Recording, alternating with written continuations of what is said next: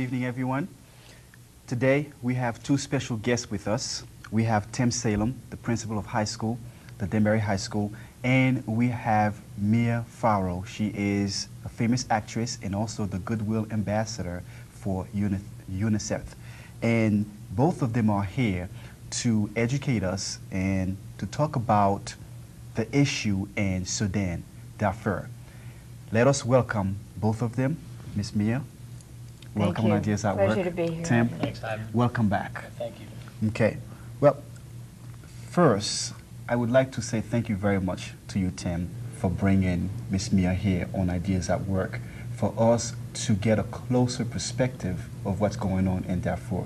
I know that you have taken the initiative to bring the awareness of all the killings and the problems in that area, and to be able to bring the high school together to put the piece that you did and to also to bring her here. I would like to say thank you very much for doing that. Well, it's important, and that's why we're here, and I just am honored that Mia decided that she would come down and spend part of her day with us today, but it's as important, if not more important to her, and that's why she's here. So you know, it's an honor for me to represent Danbury High, and obviously the 6 students who worked in that video who were tremendously gifted, and to have Miss Farrow here is just an unbelievable bonus for our area to be able to listen to her talk about her experiences and educate all of us on the situation in Darfur. Okay. Is it okay if I call Miss Mia? Please, Mia. Call me just Mia. Okay. How did you get involved in Darfur? Well, first of all, I do want to commend the Danbury High students and Tim for leading this project, which I found startlingly moving and a remarkable and concentrated plea for help for the people of Darfur, who so urgently need it. I first became aware of Darfur in early 2004, reading a piece by Samantha Power, and I said, whoa, what is going on there? And I made it my business to find out, and got there as soon as I was able through UNICEF. I was already, as you've stated, a UNICEF ambassador, and I said, how soon can I get into Darfur? And so in the fall of 2004, I made my first trip there. At that time, it was just at the very beginning of the coming in of the African Union, which was the African peacekeeping force patterned after the United Nations. It was formed after Rwanda to deal with such problems as might arise in Africa. They had to come in on a very restricted mandate to monitor what has been a non-existent ceasefire, not in the capacity of peacekeeping or to provide any protection. That mandate was only slightly expanded over the months to include they could intercede if they saw an act of violence, if it was in the immediate vicinity, and if they had the capacity. But in the end, over the years, since my last trip was only a couple of months ago, the African Union was not given the capacity. They were poorly trained, underpaid, undermanned. Their group of 7,000 to monitor an area the size of Texas. They're poorly armed. They had insufficient ammunition, insufficient fuel, helicopters. They needed everything from Blackhawks to boots. They didn't have communication systems that worked. They didn't have trucks. And so inevitably, the African Union has failed in Darfur. And they themselves have asked for the United Nations to come and help them.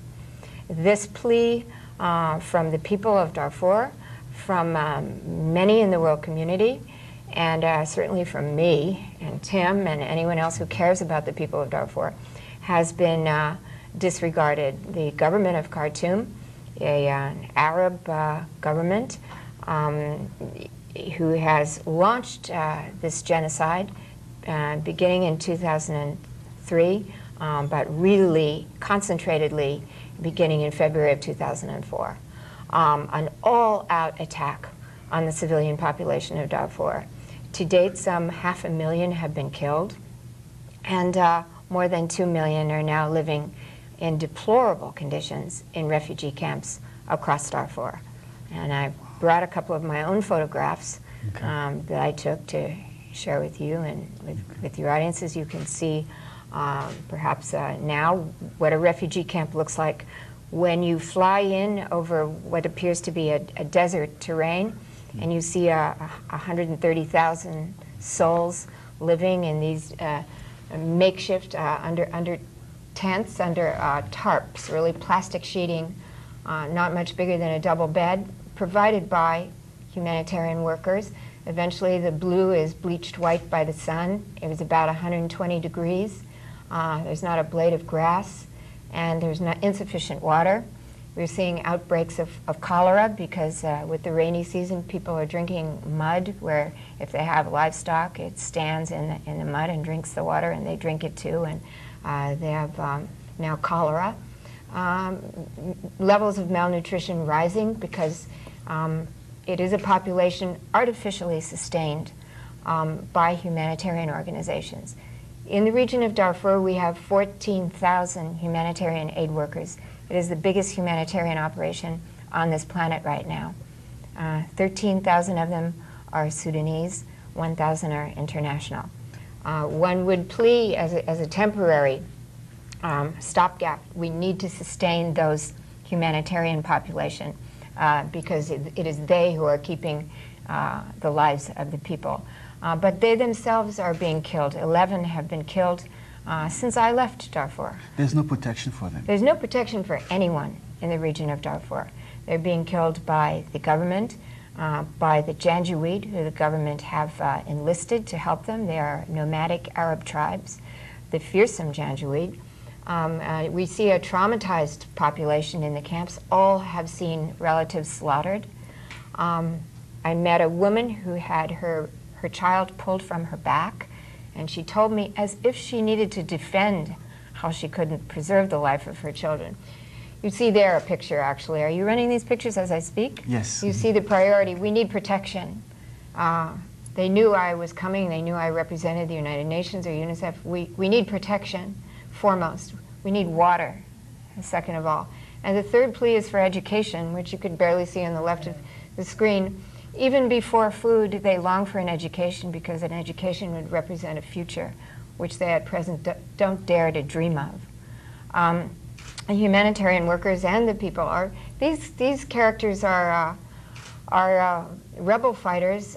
Initially, I thought 2 years ago they began as kind of the good guys who were fighting against the government of Sudan with good reason, for reasons that they wanted representation in the government. They wanted some part of the oil revenues coming in from China, and they wanted to be represented, and the Darfur region has been cut off. But over time, they have this particular group we're looking at right now are supporters of Minnie Manawi, the sole signer of the Darfur Peace Agreement signed in May. They have now joined the government and the Janjaweed and have adopted the similar tactics of rape and mutilation and torture. So they are very dangerous. I photographed them at some risk, I guess, because I felt it's important in understanding Darfur to understand that these are players, key players in the terrible endgame that we're now playing out in the Darfur region. When you were there, did they know who you actually... They just knew that I was with UNICEF. Okay. And they therefore had no desire to kill us. Okay. But in fact, their request was for a well for that region. This is their territory. This was Manawi-owned territory, and they were pretty comfortable in that, and we were their guests. And so we were actually under their protection. And there's such a, this is a woman who had been, this is the woman I was telling you about. A cigarette had been put out on her face. Her baby had been torn from her back and bayoneted in front of her by Janjaweed. 3 of her 5 children were killed that day, and her husband too, and they were stuffed into the well. That's another tactic to destroy the village, burn the food stocks, and stuff the wells with bodies so that the people can never return. The wells will be permanently poisoned. It's unthinkable levels of trauma. There's on another picture scars carved into. This also woman also had her tendons cut, which is a practice of hobbling the women, because now when they go to get the firewood, and they must, they hobble. Another cruel mark. I mean, why kill a baby, you say? Well, it's to terrorize the community. This little girl is nine years old, she thought. That was her baby sister. All had been killed, and she survived by covering the little baby with her body, and they lay under the bodies of the parents and uncles who were killed until the Janjaweed left. And this little girl said, you can see the pride in her face, as she told me. She would care for the baby. The baby had seen too much. The baby didn't and would not make a sound. I took another picture of the scars that are, well, I guess it's in a different picture, but I'll talk about it when it comes on. Yes, the scars that were carved into one of the women, the brandings that occur when they're raped, another mark of the Janjaweed. This in an Islamic culture where the victims of rape are held culpable. So not only is there genital mutilation there in 100% of the women, the rape is a far, far greater trauma even than it would be to us. And it's not just the rape by a single man, it would be rapes of entire groups of women by groups of men. The women have to go out from the camps to gather firewood. And in speaking to the United Nations surveyor, he said the average distance between any refugee camp, and there are 200 refugee camps, to reach the firewood, you see the desert terrain. They have to travel. On foot, they travel 10 miles each way. And on these excursions to the firewood, the women are again brutalized. The men don't go because they're already killed, and they would be killed. So the women go, and they take their chances, and the old women go with the hope that maybe they won't be killed, maybe they won't be raped. This is my son Ronan, of whom I am very proud. I'm proud of all my children, each of them in their way. This son went to college at 11, graduated top of his class at 15, and took a 2-year deferral from Yale Law School, and was the first and only youth ambassador for the United Nations, and he has been sent on his own missions. Our joint missions to Darfur have produced from him articles for the Wall Street Journal, for the Herald Tribune, papers across the United States. He's there walking with some of the children in the refugee camp of Gareda. So that's my son Ronan Farrow, and he's beginning Yale Law School, and he wants to do human rights. I initially brought him when he was very young, when he was beginning college, because I thought a person so able needed to know what the world is, and with knowledge comes responsibility. And this little girl represents all the hope that they dare to have in the Darfur region, and why we must come through for them. I don't know her name, but every time I look at her picture, and she's on my screensaver, I say, child of hope. So who are we to be hopeless or helpless when such a child amid so many exists? It's just a face to bring together. These are not statistics. These are human beings, and they desperately need our help.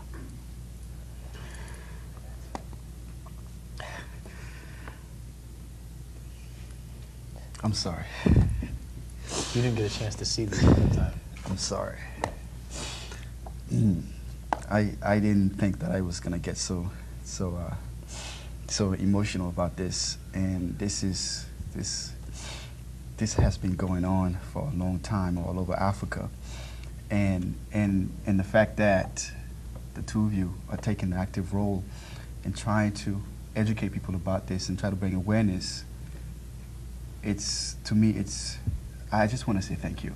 Ivan, I just want to say thank you. Don't thank us. I think it's, I think we can, all of us need to find what we can do, and I want to say this is a genocide that can be stopped. This doesn't have to happen. If we could get a UN peacekeeping force in there, a robust UN peacekeeping force. Kofi Annan has recommended a force of 24,000 to come in. All of these have been vetoed at the level of the United Nations at the Security Council table because China sits on the Security Council and because they have oil interests in Khartoum. Khartoum has got the most unholy alliance on the planet because they have fierce protectors with the Chinese government.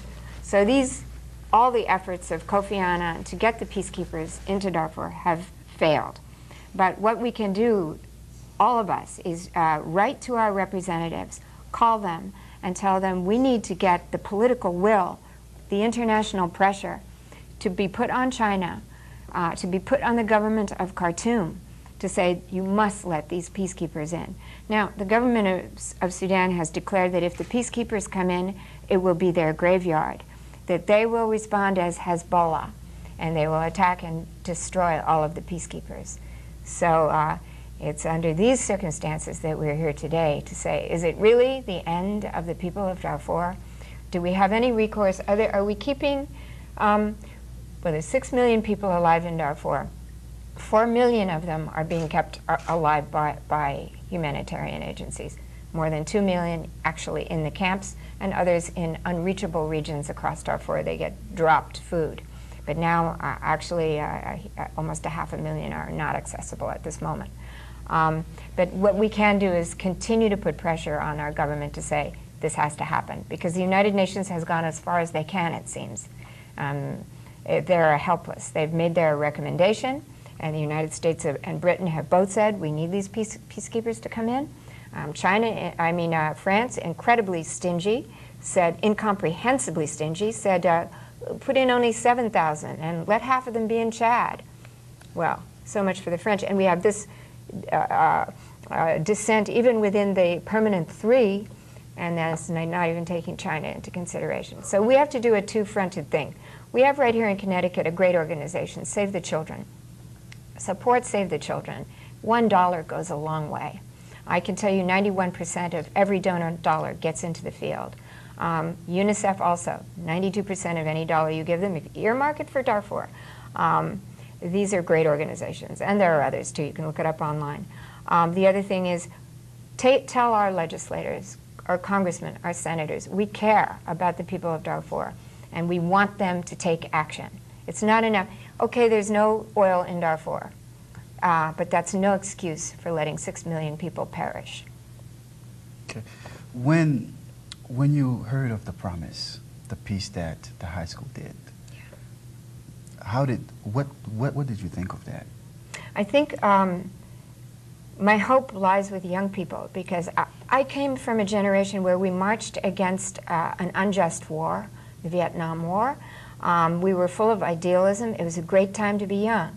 I don't know what happened to all the people, all the voices that were so eloquent and so passionate. I hear myself loud and shrill over and over again. I'm not joined by the great chorus of my generation. So when I see young people taking action and initiative and feeling passionate, I say, yes, we have failed you in all kinds of ways, but don't fail your children. Be passionate, get involved, and as you can see from my son, he's written 4 op-eds. He's everywhere.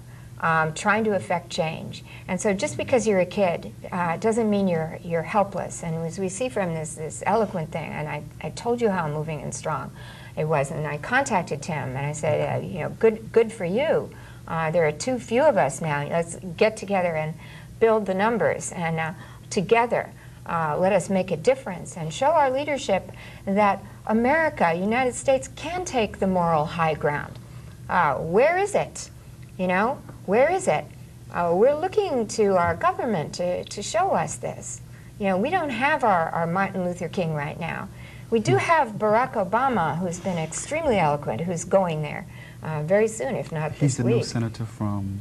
He's the senator from he's Illinois. Right, Illinois, yes. Yeah, and there are others. And they're not all Democrats either, but too few.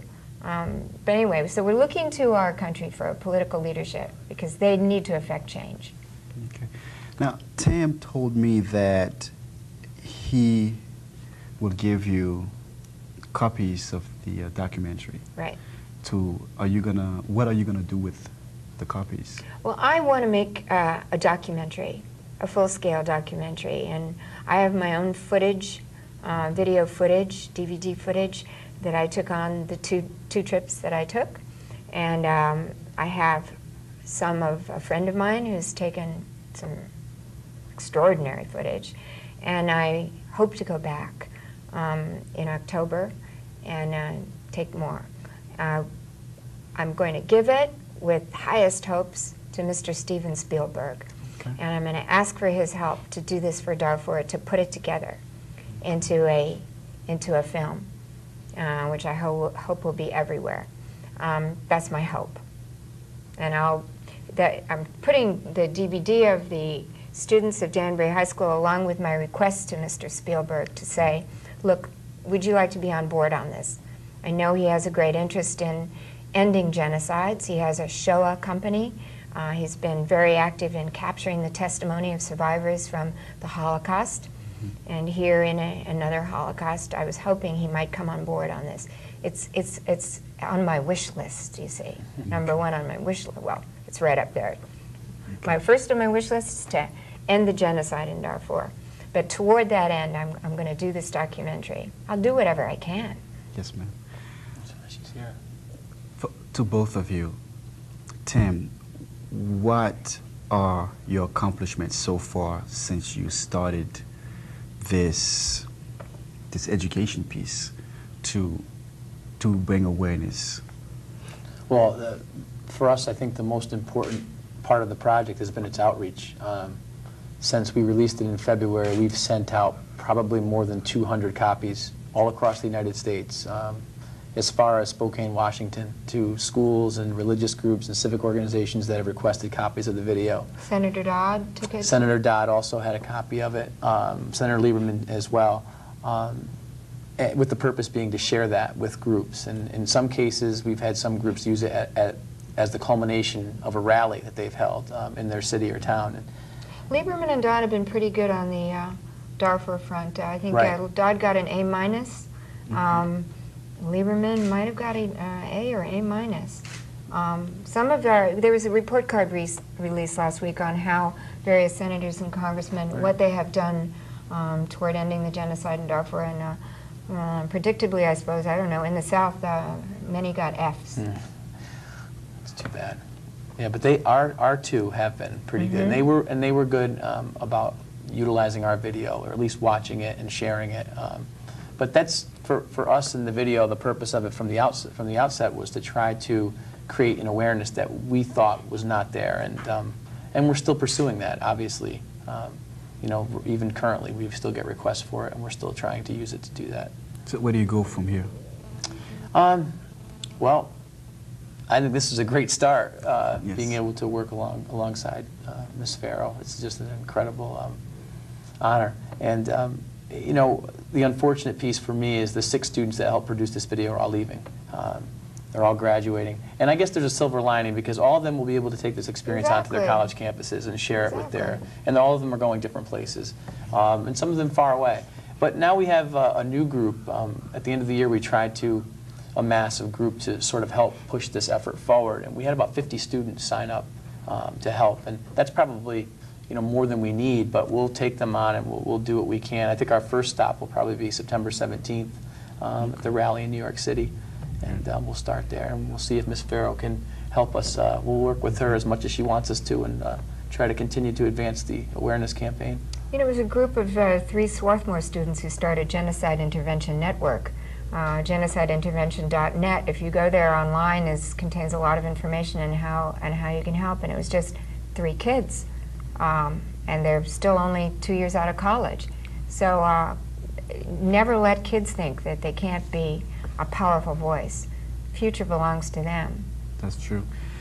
I read that you actually, before Darfur, you started advocating on behalf of people elsewhere in Africa, Nigeria, if I understand, and then there's other countries, Angola. And since Darfur, and since you started in '94 up to now, what are some of your accomplishments terms, I know you are out there educating the public. Have you seen some concrete results? Hard to say. I don't know. Not enough. Not enough. But it's like banging my head against the wall. Honestly, I don't know what the effect is. I, who was so reluctant to give interviews my whole life long, I, who kept it to 5 minutes long, I've given maybe 1,000 interviews, as I've done today. I never deny a request for an interview about Darfur. I've been in Germany, I've spoken in the parliament there, and in London, in the same. I've been on every single TV show in both countries, spoken to every newspaper that would ever want to talk to me. I've traveled the world. I've said the same thing. The effect, I don't know. Seems like there is none. Darfur is spiraling into a worse situation than ever, by the day.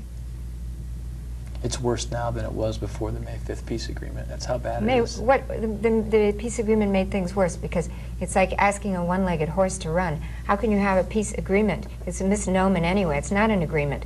The government with one rebel party, the others didn't sign.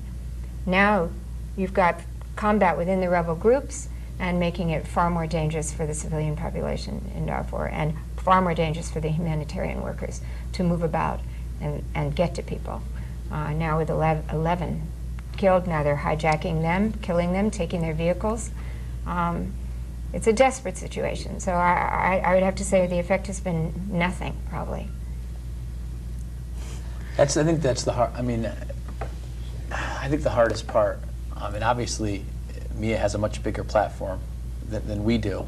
The hardest part is not seeing any tangible results. I mean, you know, here you are every day, and you're trying to make this known that there are innocent people being killed, and you can say it over and over and over again, and there's no reaction to it. It's though as you're spitting into the wind. It's just an amazing thing. Well, I think that the big problem with it is that people feel overwhelmed. First of all, you think of Africa, as your mind went to the problems of Africa. If we just focus on Darfur for the moment, it is one genocide, as I said, that can be stopped. It could be ended tomorrow. If Kofi Annan's request had been granted and 24,000 peacekeepers were to come into the Darfur region tomorrow, well, then we would see an end to it. People would be guarded in the camps, Janjaweed would be disarmed, stability would be brought to the region, people could return home with the assistance of the humanitarian groups who could work safely in helping them plant, providing the seeds and tools, let them have one season of harvest. And the people of Darfur are the most courageous and resilient people I've ever met. All they want to do, it's tribal there, they want to go back to their land, and they want to begin, it's a farming community, African farming community. They want to go back and do what they did. No one can ever count their losses. I mean, how can we replace the lost husband, the lost sons, the mutilation? We can't do that. But if we could give them safety so they don't wake up every morning terrified and go to sleep to terrifying sounds in the night, and not be sure that the next day that they won't be slaughtered or their daughter will be pulled from them and killed and raped. You know, these things are, the fear is what they live with. We could help them there, and we're not doing it. So I say it over and over, it can be stopped. It could be done tomorrow. From what I'm hearing, can we visualize a resolution to this conflict? Yeah, I'm soon? looking at it. Well, the problem is the government of Sudan won't allow these peacekeepers in. So one scenario is they don't come in, and